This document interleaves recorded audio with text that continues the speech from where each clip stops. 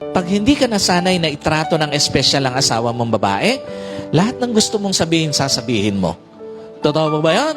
May mga asawa, may mga lalaki, lahat ng gustong sabihin, sinasabi sa kanilang asawa. Sino po naniniwala? Sa mga kababaihan, sa mga nanay, sino naniniwala isa sa mga pinakamasakit na pwede mong marinig sa iyong asawa, wala kang kwenta. Totoo ba yan? Totoo ba? May mga babae nakakatanggap nito sa kanilang asawa na pinagsasalitaan ng wala kang kwentang babae. At sino po naniniwala? Isa sa mga pinakamasakit na pwedeng marinig ng isang asawang babae sa kanyang asawa, hindi kita kailangan. Totoo po ba? Naririnig to ng maraming mga babae? Naririnig ito ng maraming mga nanay? At sino po naniniwala? Isa sa mga pwedeng pinakamasakit na pwedeng marinig ng isang babae sa kanyang asawa, hindi ka makakakain kung wala ako. Alam niyo po, napakasakit sa isang babae na marinig sa asawa na hindi kita kailangan, palamunin ka lang, at wala kang kwenta. Alam niyo po,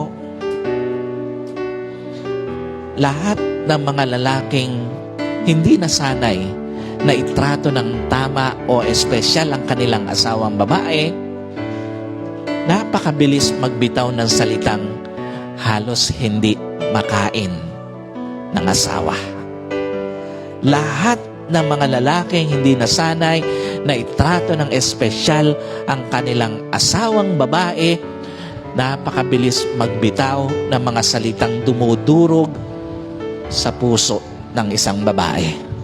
At lahat ng mga lalaki na hindi nasanay na itrato ng espesyal, ng tama ang kanilang asawang babae, napakabilis magbitaw ng salita na halos hindi na pang tao. Alam niyo po, napakasakit na nanggagaling pa sa asawa yung mga pananalita na dumudurog sa puso ng isang babae. Napakasakit na nanggagaling pa sa lalaki o sa asawang lalaki yung mga salita na halos hindi niya makain. At napakasakit na may mga salita na binabato ang isang lalaki sa kanyang asawa na halos hindi naman pang tao na mga pananalita. Alam niyo po, ganun ka-importante na dapat masanay ang isang lalaki, ang isang tatay, at magiging tatay in the future, na dapat tratuhin mo ng tama ang iyong magiging asawa. Sa mga kabataan po nating babae, sa mga young pro, pag ngayon pa lang hindi ka kayang tratuhin ng espesyal ng boyfriend mo, maghanap ka ng kaya kang tratuhin ng espesyal.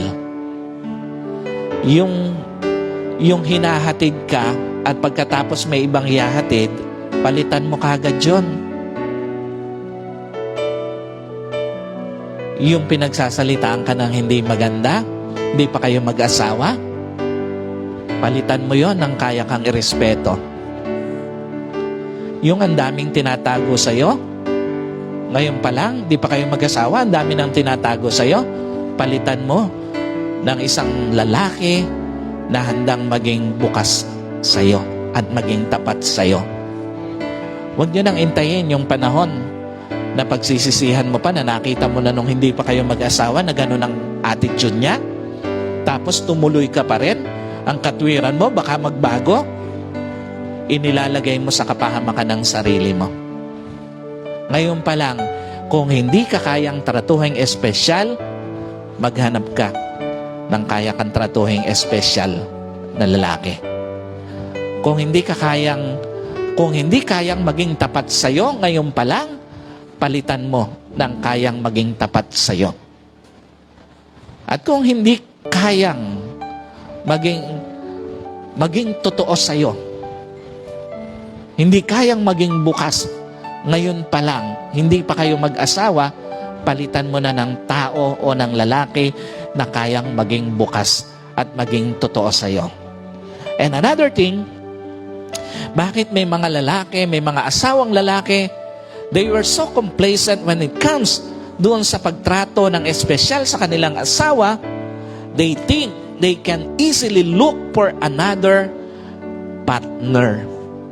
Pansinin nyo, dahil doon sa napakapangit na pananaw na madali namang makahanap ng kapalit, dahil sa napakapangit na pananaw na madali namang makahanap ng bagong asawa, at dahil doon sa napakapangit na pananaw na madali namang humiwalay o marami namang hiwalay sa asawa, maraming mga babae hindi na natatrato ng tama at espesyal ng kanilang asawa. Kasi nga, ang pananaw nila, madali namang magpalit ng asawa. Marami naman yung hiwalay eh. Ano pinapakita rito?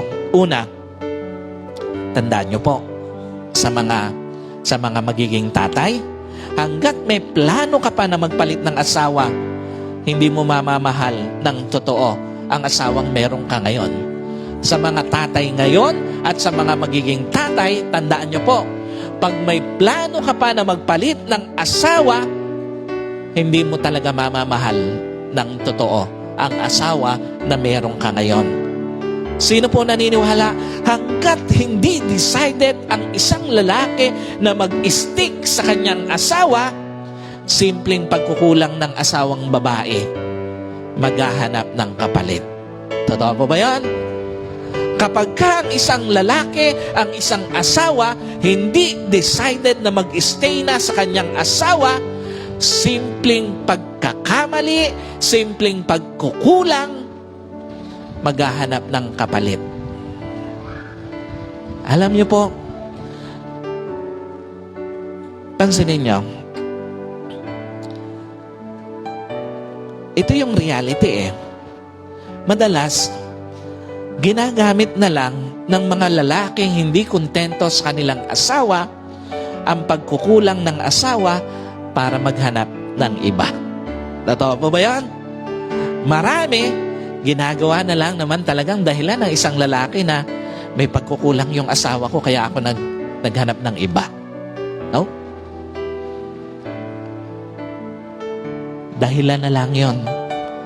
Maraming mga lalaki, ginagamit na lang na dahilan yung pagkakamali ng asawang babae para maghanap ng iba. At maraming mga lalaki na hindi kontento sa kanilang asawa, ginagamit na lang na dahilan yung hindi pagkakaunawaan para maghanap ng iba.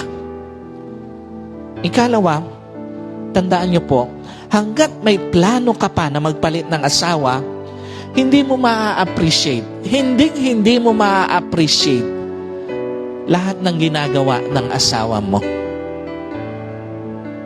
Tandaan niyo po, sa mga tatay na at magiging tatay, hanggat hindi mo kayang tanggapin na ito na yung babaeng ibinigay sa iyo ng Panginoon, hindi mo ma-appreciate yung mga sakripisyo na ginagawa niya para sa iyo. Hindi mo ma-appreciate yung mga paghihirap na ginagawa niya para sa iyo. At hindi mo ma-appreciate yung mga pagtitiis na ginagawa niya para sa iyo. Hanggat hindi mo kayang makontento sa asawa na meron ka, hindi mo ma-appreciate lahat ng ginagawa niya.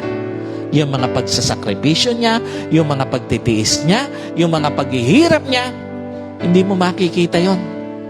Kasi nga, ang bottom line ng lahat ng ito, may plano ka pang magpalit ng asawa.